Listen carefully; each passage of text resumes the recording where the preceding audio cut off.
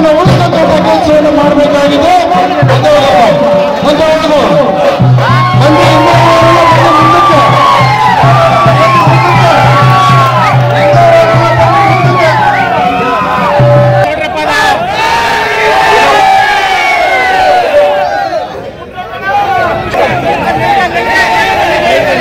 ಹೋಬಳಿ ಮಳವಳ್ಳಿಗೆ KRS Thailand.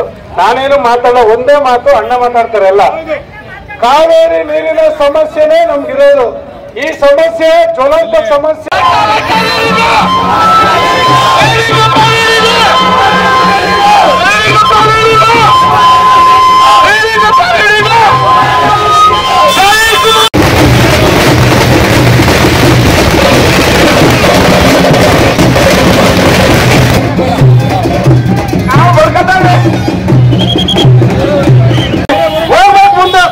ಸಿಗ್ತಾರೆ ನೋಡ್ರಂತ ಹೋಗ್ರಿ, ಬನ್ನಿ ಬನ್ನಿ, ದಯವಿಟ್ಟು ಟೂ ವೀಲರ್ ಎಲ್ಲ ಮುಂದೆ ಗ್ರಾಮಕ್ಕೆ ಆಗಮಿಸಿದ್ದಾರೆ. ಸಾವಿರಾರು ಸಂಖ್ಯೆಯಲ್ಲಿ ನಾವೆಲ್ಲರೂ ಕೂಡ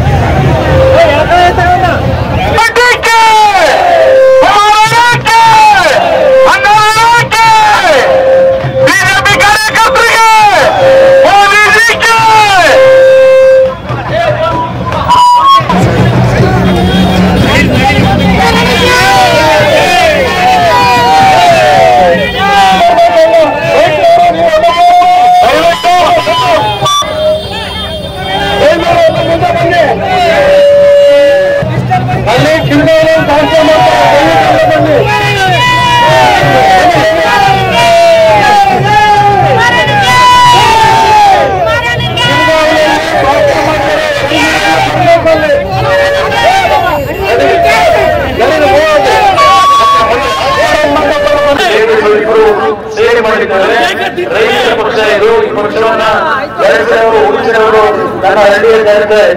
ನಿಮ್ಗೆಲ್ಲರಿಗೂ ಕೈ ಜೋಡಿಸಿ ಮನವಿ ಮಾಡ್ತೇನೆ. 26ನೇ ತಾರೀಕಿನಂದು ಮತಗಟ್ಟೆಗೆ ಹೋಗಿ ನನ್ನ ಕ್ರಮ ಸಂಖ್ಯೆ ಮತವನ್ನ ಕೊಟ್ಟು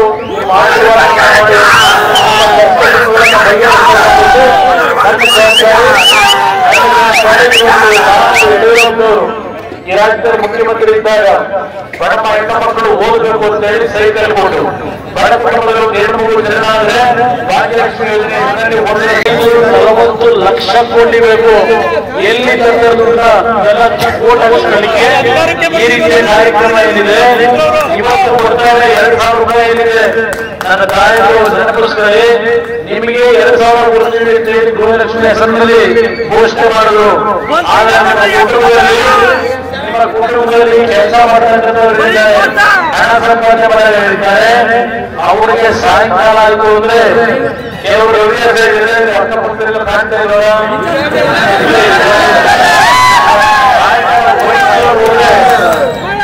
50-75 ರೂಪಾಯಿ ಸಿಗ್ತಾ ಇದ್ದ ವಾಟರ್ ಬಾಟ್ಲು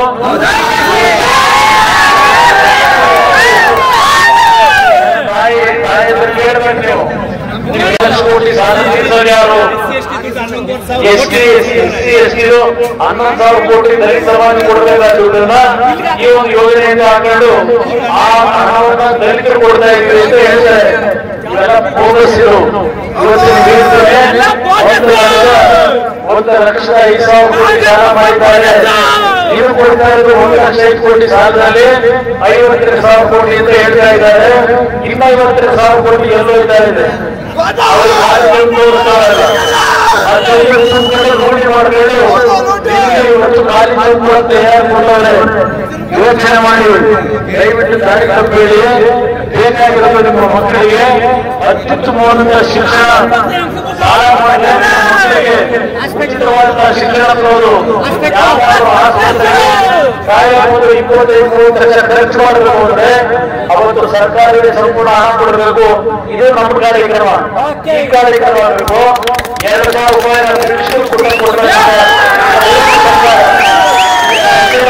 ಹೆಣ್ಣುಮಕ್ಕಳ ಹೆಸರಿನಲ್ಲಿ ಭೂಮಿ ಮಾಡ್ತಾ ಇದ್ದಾರೆ. ಎಲ್ಲ ಯೋಜನೆ ಮಾಡಿ ಕೈ ಜೋಡಿಸಿ ಮನೆ ಮಾಡ್ತಾರೆ. ಇದು ರೈತರ ಪಕ್ಷ. ಇದು ಯಾವುದು ನಾನೇ ಬಿಟ್ಟು ಹೋಗಿ ಅದು ಬಹಳ ಪಕ್ಷ ಇರಲ್ಲ. ನಮ್ಮ ತಾಯಂದ್ರಿಗೆ ಹೋಲಿಸಿದೆ ಇವತ್ತು ಗ್ಯಾರಂಟಿ ಅಂತ ಹೇಳಿ 5 ಗ್ಯಾರಂಟಿ ಕೊಟ್ಟರು ಚುನಾವಣೆ ಘೋಷಣೆ ಮಾಡಿ. ಆದರೆ ಕೇಂದ್ರ ಸರ್ಕಾರದ್ದು ಈ ರಾಜ್ಯ ಸರ್ಕಾರದೆಲ್ಲ 1 ಲಕ್ಷ ಇರೋದು. ಕೇಂದ್ರ ಸರ್ಕಾರದ ಕಾಂಗ್ರೆಸ್ ಪಕ್ಷ ಬಂದ್ರೆ 1 ಲಕ್ಷ ಕೊಟ್ಟಿವಿ ಅಂತ ಈಗ ಬೇರೆ ಮಾಡ್ತಾರೆ. 1 ಲಕ್ಷ ಅಲ್ಲ 1 ರೂಪಾಯಿ ಕೊಡಲ್ಲ ನಿಮಗೆ. ಕಾಂಗ್ರೆಸ್ ಬೇರೆ ಸರ್ಕಾರಕ್ಕೆ ಬರಲ್ಲ. ಅದೇ ನರೇಂದ್ರ ಮೋದಿ ಅವರು 3 ಕೋಟಿ ಹೆಣ್ಣು ಮಕ್ಕಳು ಲಕ್ಷಾಧಿಪತಿಗಳಾಗಿ ಒಂದು ಯೋಜನೆಯನ್ನ ಘೋಷಣೆ ಮಾಡಿದ್ದಾರೆ. 1 ಲಕ್ಷ ರೂಪಾಯಿಗಳನ್ನ ಮಹಿಳೆಯರಿಗೆ ಒಂದು ಸಮಾಜಕ್ಕೆ ಯಾವ ರೀತಿ ಕೈ ಹಿಡಿದಿದ್ದಾರೆ. ಇವತ್ತು 4% ರಿಸರ್ವೇಶನ್ ಕೊಟ್ಟಿದ್ದು ಮುಸಲ್ಮಾನ್ ಬಂಧುಗಳಿಗೆ ದೇವೇಗೌಡರು ಕೊಟ್ಟಂತೆ. ನಂತರ ಇವತ್ತು ತೆಗೆದುಹಾಕಿದ್ದಾರೆ. ಕಾಂಗ್ರೆಸ್ ಬಂದು 11 ತಿಂಗಳಾಯಿತು. ಇವತ್ತವರೆಗೆ ರಿಸರ್ವೇಶನ್ ಮುಂದುವರಿಸಿದ. ನೀವು ಆಗ ಅವರು ನನ್ನ ಯಾಕೆ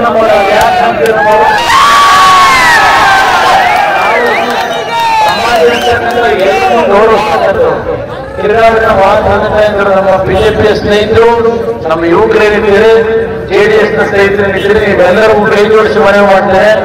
ಸಮಯದ ಅಭಾವ. ಇನ್ನು ನಾವು ಬೆಳಭವಾನಿ ಮುಗಿಸಿ ನಾವೇನು ಮುಂದೂಡಿ ಹೋಗಬೇಕಾಗಿದೆ. ಸಭೆಗೆ ಕುರುಬ ಸಮಾಜದ ಬಗ್ಗೆ ಎಸ್ಟಿಗೆ ಸೇರಿಸಿ ನೋಡಿದರೆ ಇದೆಲ್ಲದರ ಬಗ್ಗೆ ಕ್ರಮ ತೆಗೆದುಕೊಳ್ತಕ್ಕಂಥ ನಮ್ಮ ಜವಾಬ್ದಾರಿ. ಕುರುಬ ಸಮಾಜಕ್ಕೂ ಹೇಳ್ತೇನೆ. ಕುರುಬ ಸಮಾಜ ದೇವೇಗೌಡರು ಕೂಡ ಹಲವಾರು ರೀತಿಯಲ್ಲಿ ಆ ಸಮಾಜಕ್ಕೆ ಶಕ್ತಿ ತುಂಬಿದ್ದಾರೆ. ಆದರೆ ಶಕ್ತಿಯನ್ನು ಪಡೆದಂತವರು ನಾಯಕರು ಸ್ವಲ್ಪ ನಿಮ್ಮನ್ನ ದಾರಿ ತಪ್ಪಿಸೋದು. ದೇವೇಗೌಡರ ಬಗ್ಗೆ ಹಲವಾರು ರೀತಿಯ ಒಂದು ಅಪನಂಬಿಕೆ ಪರವಾಗಿ ಮಾಡೋದು. ಅದೆಲ್ಲವನ್ನ ಚರ್ಚೆ ಮಾಡೋದಿಲ್ಲ. ಇವತ್ತು ಇನ್ನೂ ಹಲವಾರು ಸಭೆಗಳಿಗೆ ಹೋಗಬೇಕಾಗಿದೆ. ನಾಳೆ ಒಂದೇ ದಿನ ಪ್ರಚಾರ ಸಭೆ ಇರ್ತಕ್ಕಂಥದ್ದು. ನಾನು ಇಡೀ ರಾಜ್ಯದಲ್ಲಿ ಈಗಾಗಲೇ ಮೊದಲನೇ 14 ಲೋಕಸಭಾ ಕ್ಷೇತ್ರದಲ್ಲಿ ಮೊದಲನೇ ಚುನಾವಣೆ ಇದೆ. ಚಿತ್ರದುರ್ಗ, ಚಿಕ್ಕಬಳ್ಳಾಪುರ, ಅಲ್ಲಿಂದ ಬೆಂಗಳೂರಿನ ರೈತರು ಆರ್ಥಿಕವಾಗಿ ಸದೃಢವಾಗಿ ಬೆಳೀಲಿಕ್ಕಾಗಿಲ್ಲ.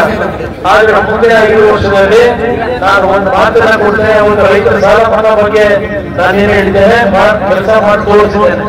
ಅದೇ ರೀತಿಯಲ್ಲಿ ಇವತ್ತು ಈ ಲೋಕಸಭಾ ಚುನಾವಣೆಯಲ್ಲಿ ಬಿಜೆಪಿ ಮತ್ತು ಜೆಡಿಎಸ್ ನ ಮೈತ್ರಿ ಅಭ್ಯರ್ಥಿಯಾಗಿ ಚುನಾವಣೆಗೆ ನಿಂತಿದ್ದಾರೆ. ನನ್ನ ಕಿರಣಾವನ್ನ ಸುತ್ತಮುತ್ತಲ ಗ್ರಾಮಗಳ ಎಲ್ಲವನ್ನ ತಿಳಿದುಕೊಂಡು ಮನವಿ ಮಾಡ್ತಾರೆ. ಒಂದು ಅವಕಾಶವನ್ನ ನೀವೇನು ನಂಬಿದ್ರೆ ಅವಕಾಶವನ್ನ ನೀವು ಕೊಡಿ. ನನ್ನ ವಿಶ್ವಾಸ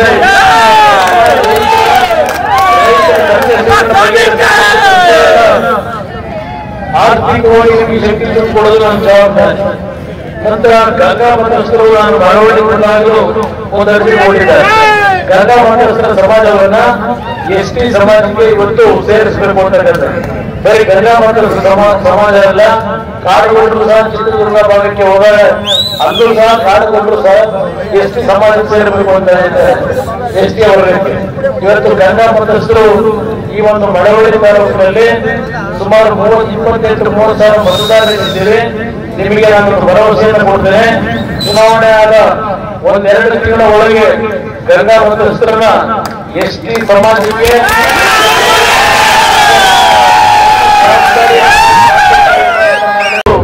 ನನ್ನ ವೈಯಕ್ತಿಕವಾದಂತಹ ಸ್ವಾರ್ಥಕ್ಕಲ್ಲ, ನನ್ನ ರೈತರ ಕಷ್ಟಗಳನ್ನೇನು ಗಮನಿಸಿದ್ದೇನೆ. ನಮ್ಮ ರೈತರಿಗೆ ಒಂದು ಹೊಸ ಒಂದು ಇವತ್ತು ಕೇಂದ್ರ ಸರ್ಕಾರದಲ್ಲಿ ಸನ್ಮಾನ್ಯ ದೇವೇಗೌಡರ ಬಗ್ಗೆ ನರೇಂದ್ರ ಮೋದಿ ಅವರಿಗೆ ಅಗಾಧವಾದಂತಹ ಒಂದು ಗೌರವ ಇದೆ. ದೇವೇಗೌಡರ ಮಾರ್ಗದರ್ಶನ ನನಗೆ ಬೇಕು ಅಂತಕ್ಕಂಥದ್ದನ್ನ ಹಲವಾರು ಸಾರ್ವಜನಿಕ ಸಭೆಯಲ್ಲಿ ಹೇಳಿದ್ದಾರೆ ನರೇಂದ್ರ ಮೋದಿ ಅವರು. ಅದಷ್ಟೇ ಅಲ್ಲ, ಕುಮಾರಸ್ವಾಮಿ ಅವರ ಅನುಭವ ಏನಿದೆ, ಆ ಅನುಭವವನ್ನ ಇವತ್ತು ಕರ್ನಾಟಕ ರಾಜ್ಯದ ಸಮಗ್ರ ಅಭಿವೃದ್ಧಿಗೆ ಕುಮಾರಸ್ವಾಮಿ ಅವರಿಗೆ ಸಂಪೂರ್ಣವಾಗಿ ಅವರ ಅನುಭವವನ್ನು ಉಪಯೋಗ ಮಾಡಿ ಅವರಿಗೆ ಎಲ್ಲಾ ರೀತಿಯ ಸಹಕಾರವನ್ನು ಕೊಡ್ತೀವಿ ಅಂತಕ್ಕಂಥದ್ದನ್ನ ಮೊನ್ನೆ ಮೈಸೂರಿನ ಸಭೆಯಲ್ಲಿ ನರೇಂದ್ರ ಮೋದಿ ಅವರೇ ಹೇಳಿದ್ದಾರೆ. ನಾವು ಇವತ್ತು ಮೈತ್ರಿಯ ಹೊಂದಾಣಿಕೆ ಮಾಡಿಕೊಂಡಿರ್ತಕ್ಕಂಥದ್ದು ನನ್ನ ನಾಡಿನ ರೈತರು ಬರೀ ಮಂಡ್ಯ ಜಿಲ್ಲೆಯ ರೈತರಿಗೆ ಅಷ್ಟೇ ಅಲ್ಲ ನಾನು ಹೇಳೋದು, ಇಡೀ ರಾಜ್ಯದ ಅಲ್ಲಿ ಆಸ್ತಿಯನ್ನು ಮಾರಾಟ ಮಾಡಿ ಹೊಸದಾಗಿ ಕಾರ್ಖಾನೆ ಕಟ್ಟೋಣ ಅಂತ ಹೇಳ್ತಾರೆ. ಯಾರಪ್ಪ ಮನೆ ಆಸ್ತಿ? ನಮ್ಮ ರೈತರ ಆಸ್ತಿ ಅದು. ಕೃಷ್ಣರಾಜ ಒಡೆಯರ ಕಾಲದಲ್ಲಿ ವಿಶ್ವೇಶ್ವರಯ್ಯನವರು ಎಲ್ಲ ಸೇರಿ ಅವತ್ತು ಆ ಒಂದು ಮೈಸೂರು ಕಾರ್ಖಾನೆ ಕಟ್ಟಿ ಅದಕ್ಕೊಂದು ಇತಿಹಾಸ ಇದೆ. ನಾನು 2018 ಮುಖ್ಯಮಂತ್ರಿ ಆದಾಗ ರೈತರ ಸಾಲ ಮನ್ನಾ ಮಾಡಿದಷ್ಟೇ ಅಲ್ಲ, ಯಾಕೆಂದ್ರೆ ಮಂಡ್ಯ ಜಿಲ್ಲೆಯ ರೈತರ ಕುಟುಂಬಕ್ಕೆ 750 ಕೋಟಿ ಅವತ್ತು ಹಣ ಬಂದಿದೆ ಸಾಲ ಮನ್ನಾ ಯೋಜನೆಯಲ್ಲಿ. ಅದಷ್ಟೇ ಅಲ್ಲ, ನಾನು ಮೈಸೂರು ಕಾರ್ಖಾನೆಯನ್ನು ಪ್ರಾರಂಭ ಮಾಡಲಿಕ್ಕೆ, ಹೊಸ ಕಾರ್ಖಾನೆ ಕಟ್ಟಲಿಕ್ಕೆ 100 ಕೋಟಿ ಅನುದಾನವನ್ನು ಸಹ ಬಿಡುಗಡೆ ಮಾಡಿದ್ದೆ. ಆದ್ರೆ ಎಲ್ಲವನ್ನ ಬದಲಾವಣೆ ಮಾಡಿಕೊಂಡ್ರು ನಂತರ ಬಂದಂತ ಸರ್ಕಾರಗಳು.